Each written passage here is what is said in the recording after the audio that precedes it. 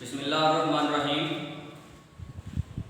آج ہم انٹرمیڈیٹ سال اول اردو کی پہلی کلاس کا آغاز کرنے جا رہے ہیں۔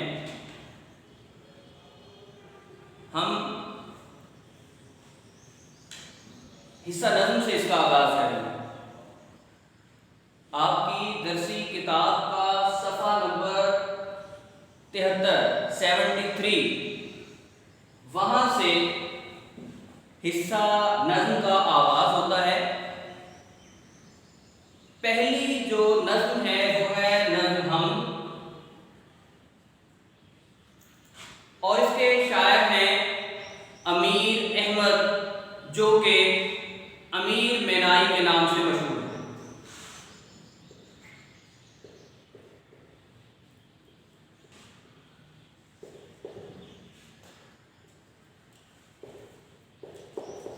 ان کا نام امیر احمد ہے، جبکہ وہ امیر مینائی کے نام سے مشہور ہے۔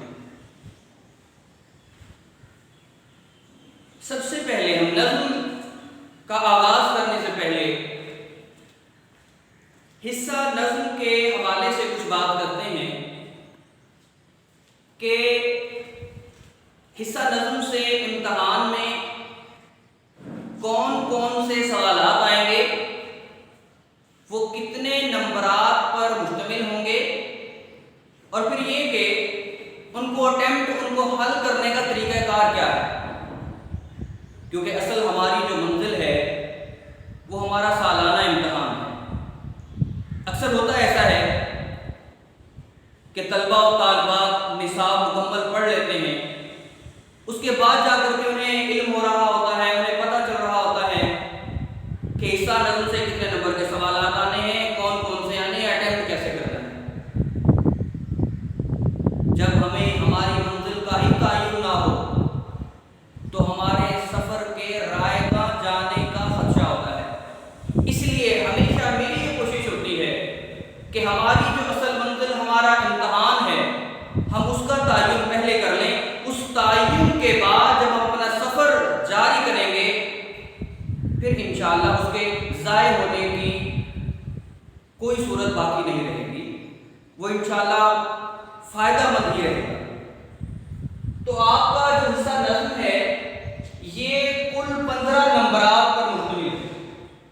حصہ نظم سے کل 15 نمبرات پر مشتمل سوالات آپ کے امتحان میں آنے ہیں۔ آپ کی درسی کتاب کا جو حصہ نظم ہے اس کے اندر 13 منظومات ہیں۔ نظم حمد سے لے کر کے وحدانیت نظم تک یہ کل 13 منظومات ہیں۔ ان 13 منظومات میں سے 15 نمبرات پر مشتمل سوالات آپ کے امتحان میں آنے ہیں۔ اب یہ 15 نمبرات کی تقسیم کیسے ہے، تھوڑا سا اس کے حوالے سے بھی آپ بات کو سمجھ لیں۔ یہ 2 سوالات آنے ہیں حصہ معروضی میں۔ حصہ نظم سے کوئی ایک سوال نہیں آنا۔ آپ کے پرچے کا، آپ کے پیپر کا جو حصہ انشائی ہے، جو کل 80 نمبرات پر مشتمل ہے، ان 80 نمبرات میں سے 15 نمبرات جو ہیں وہ حصہ نظم کے لیے مخصوص کیے گئے ہیں، اور وہ 2 سوالات ہوں گے۔ وہ 2 سوالات کون سے ہوں گے یہ بھی میں آپ لوگوں کو بتا دیتا ہوں کہ آپ لوگوں کے پیپر کا جو حصہ انشائی ہے،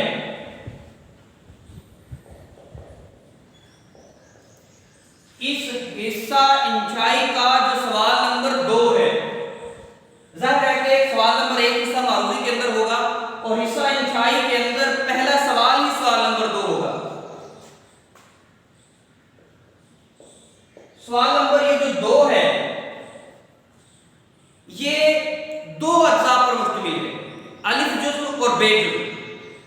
حصہ انشائی کے پہلے سوال یعنی سوال نمبر 2 کا جو الف جزء ہے وہ ہے نظم کے اشعار کی تشریح سے متعلق۔ یہ سوال آپ کے حصہ نظم سے آئے گا، نظم کے اشعار کی تشریح۔ یہ سوال اس طرح سے ہوگا، الف جزء ہوگا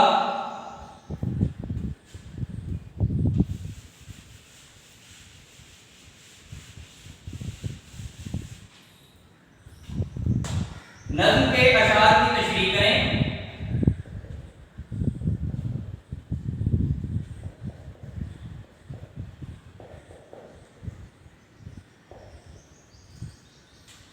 नज्म का उन्वान और शायर का नाम लिखें।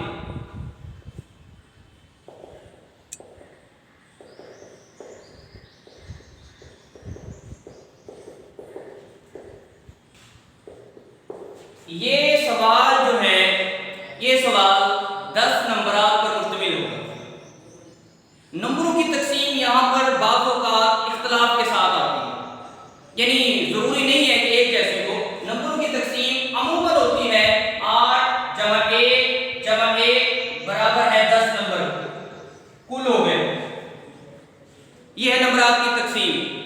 लेकिन बातों का यहाँ पर 8 की बजाय क्या लिखा हुआ होता है? 4 जमा 4 जमा 1 जमा 1 10 नंबर।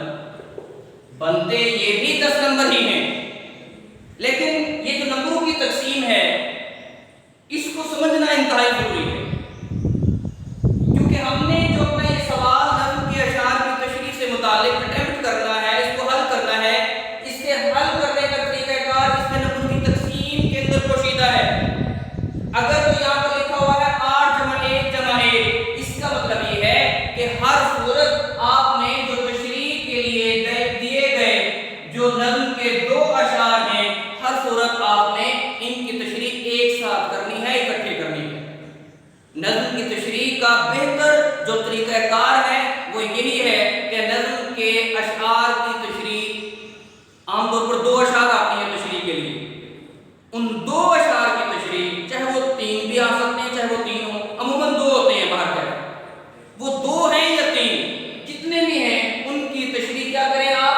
8 नंबर बता रहे हैं, एक साथ करें।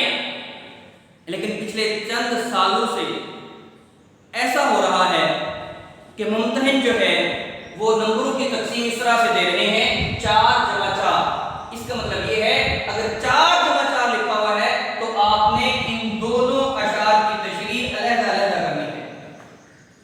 तो सबसे पहले नज़्म के अशार की तशरीह करने से पहले आपने काम क्या करना है? यहाँ पर मौजूद नंबरों की तकसीम को देखना है। अगर तो यहाँ पर है 8 जमा 1 बराबर है 10, कुल नंबर इसके 10, तो फिर आपने हर सूरत नज़्म के अशार की तशरीह एक साथ करनी है। और अगर यहाँ पर नंबरों की तकसीम है 4 जमा 4 जमा 1 जमा 1 बराबर है 10 के, तो फिर इसका मतलब ये है कि आपने कोशिशें करनी है। फिर बेहतर तरीक़ेकार, मुनासिब तरीक़ेकार ये है कि आपने नज़्म के दोनों अशार की तशरीह को अलग-अलग, एक शेर की तशरीह लिखेंगे और फिर उसके बाद आप दूसरे शेर की तशरीह लिखेंगे अलग-अलग। लेकिन जब आप अलग-अलग या एक साथ नज़्म के अशार की तशरीह लिख रहे हैं तब आपको एक बात ज़हन रखनी चाहिए कि जब आप दोनों अशार की तशरीह एक साथ कर रहे हैं तो फिर आप लिखेंगे इन अशार में शायर ने ये बात बयान की, वो जो बात भी उसके अंदर होगी, तो वहां पर ये ना लिखें जो बेहतर तरीक़ेकार है कि इस शेर में पहले शेर में यूं कहा, दूसरे शेर में यूं कहा, तो ये मुनासिब नहीं है। जब आप एक साथ तशरीह कर रहे हैं तो भले आप पहले शेर की बात करें लेकिन लिखें यूं कि इन अशार में शायर ने ये बात बयान की है। अगर आप अलग-अलग तशरीह कर रहे हैं फिर आप अशार का जिक्र नहीं करेंगे, पहले शेर में और दूसरे शेर में सिर्फ एक शेर का जिक्र करेंगे। पहले शेर में शायर ने यूं कहा, यानी एक अलग-अलग है तो इस शेर का लफ्ज़ लिखें, और अगर एक साथ तशरीह है तो इन अशार का लफ्ज़ लिखें। ये एक छोटी सी बात है, लेकिन ये समझना आप लोगों के लिए, आप तलबा के लिए इंतहाई ज़रूरी है। इसलिए ये नंबरों की तकसीम हो गई, ये अशार हो गए और ये इनकी तशरीह का तरीक़ेकार हो गया। साथ साथ हम जब अशार की तशरीह पढ़ते जाएंगे इंशाअल्लाह अज़ीज़ इसके अंदर हम मज़ीद जो है इसके तरीक़ेकार से मुताल्लिक़ बातें हम पढ़ते रहेंगे। तो इस तरीके पर ये नज़्म के अशार की तशरीह है, ये इसके करने का तरीक़ेकार है। ये 10 नंबर का सवाल है। अब इसके अंदर लिखना क्या क्या होता है वो भी मैं मुख्तसरन अर्ज़ कर देता हूँ कि इसके अंदर हमने लिखना ये होता है। सबसे पहले जब आप अलग-अलग तशरीह कर रहे हैं तो पहले शेर में सबसे पहले आप हवाला मतन लिखेंगे। हवाला मतन इन 2 चीज़ों को कहा जाता है। जो भी चीज़ आपकी किताब के अंदर लिखी हुई है वो टेक्स्ट है, वो मतन है, उसका हवाला यानी उसकी नज़्म कौन सी है और उसका शायर कौन सा है,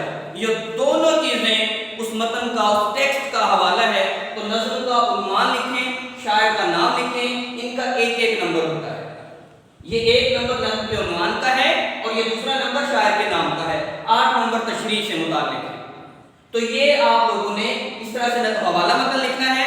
حوالہ متن لکھنے کے بعد آپ نے تشریح، بہتر یہ ہے کہ آپ ڈائریکٹ تشریح لکھیں، مفہوم لکھنا چاہیں تو بھی لکھ سکتے ہیں، لیکن بورڈ کے اندر اس حوالے سے کوئی ہدایت نہیں ہوتی کہ آپ لازمی لکھیں یا نہ لکھیں۔ لکھ دیں تو بھی ٹھیک ہے، نہ لکھیں پھر بھی ٹھیک ہے، لیکن اگر آپ نے مفہوم کی ہیڈ لائن علیحدہ سے لکھ کر مفہوم لکھ دیا ہے، وہ 3 سے 4 لائنوں پر مشتمل ہونا چاہیے، دونوں اشعار پر، ایک شعر کا 2 سے 3 لائنوں پر ہونا چاہیے۔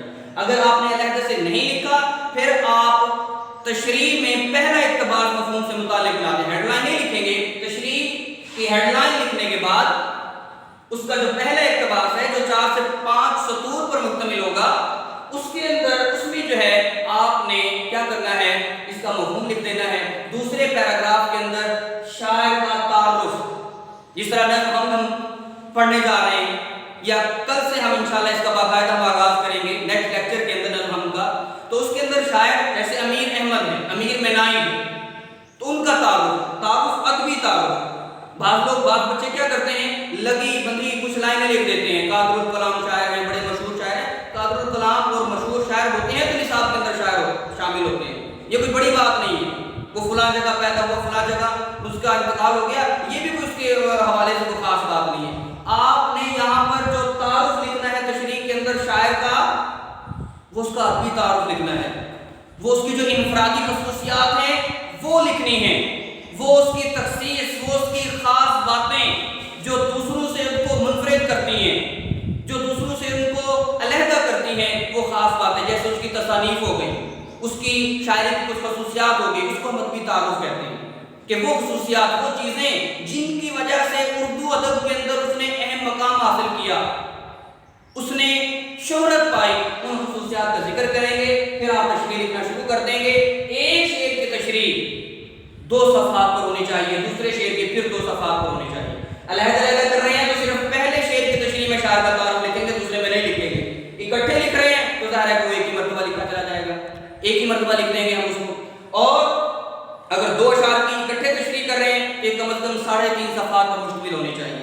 حوالے سے متعلق اشعار اس کے اندر لکھیں گے، قرآنی آیات، احادیث، ضرب الامثال، محاورے، اقوال، وہ ساری چیزیں آپ بطور حوالے اس کے اندر شامل کرنا چاہیں کر سکتے ہیں، لیکن ایک بات اور ذہن نشین رکھیں گے کہ جب آپ حوالہ جات اس کے اندر شامل کر رہے ہیں، اردو کے علاوہ کسی اور زبان کے حوالہ جات ہیں، بالخصوص عربی کے یا فارسی کے، تو پھر آپ اس کا ترجمہ یہاں پر ضرور لکھیں۔ اور آخر میں جتنی آپ نے تشریح کی ہے 3 صفحات پر، 3.5 یا 4 صفحات پر مشتمل جو تشریح ہے آپ کی، اس کا لب لباب، اس کا نچوڑ المختصر کر کے، الغرض لکھ کے، وہ آپ نے 2 سے 3 لائنوں میں، کہ آپ اس ساری تشریح کرنے کے بعد اس نتیجے پر پہنچے ہیں۔ ان اشعار کا مقصد، کوئی بھی شاعر بلا مقصد کے بغیر کسی جو ہے وجہ کے کوئی شعر تخلیق نہیں کرتا ہے۔ ان اشعار کا یا آپ کی تشریح کرنے کے بعد آپ کس نتیجے پر پہنچے، آخر میں آپ نے اس کا نچوڑ لکھ دینا ہے۔ یہ ہے نظم کے اشعار کی تشریح کرنے کا طریقہ کار۔ کل انشاءاللہ العزیز ہم جو ہیں اس کے باقی جو 5 نمبر ہیں اس کے حوالے سے بات کریں گے اور پہلے شعر کا ہم آغاز کریں گے۔ بہت شکریہ، اللہ حافظ۔